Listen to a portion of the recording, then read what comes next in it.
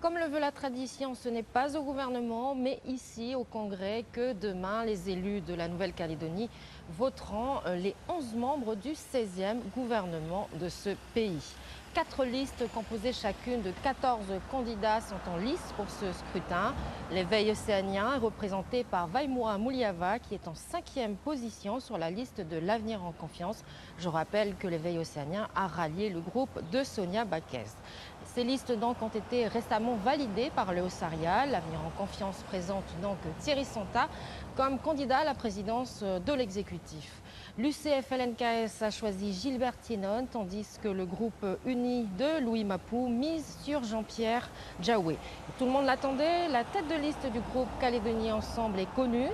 Ce n'est autre que Philippe Germain qui est candidat à sa propre succession pour la présidence du gouvernement. Enfin, le détail important de cette élection est le positionnement de Calédonie Ensemble qui, n'étant pas inscrit dans un groupe majoritaire, se retrouve pour le coup en position de faiseur de roi. Que présage cette configuration? La réaction de Milakulo Tukumuli, chef de file de l'éveil océanien. Les listes déposées pour le gouvernement viennent d'être publiées sur le site du Congrès. Donc comme on s'attendait un peu, il y a 4 listes. Liste de l'avenir en confiance, dans laquelle nous on se trouve en 5e position. Liste déposée par l'UNI, pas de surprise aussi. Je rappelle que l'UNI a droit à 2 membres, donc c'est M. Jean-Pierre Djaoué et Valentine Rissouquet. Et la liste de l'UC, qui ont droit à 3 membres, elle ne nous étonne pas.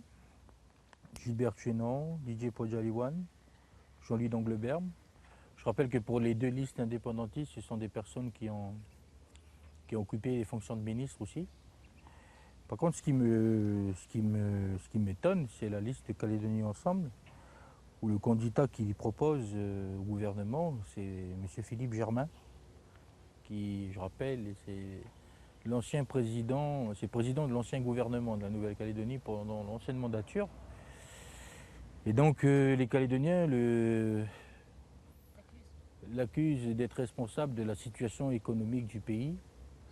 Donc je pense que de remettre Philippe Germain, c'est osé comme comportement. Donc voilà.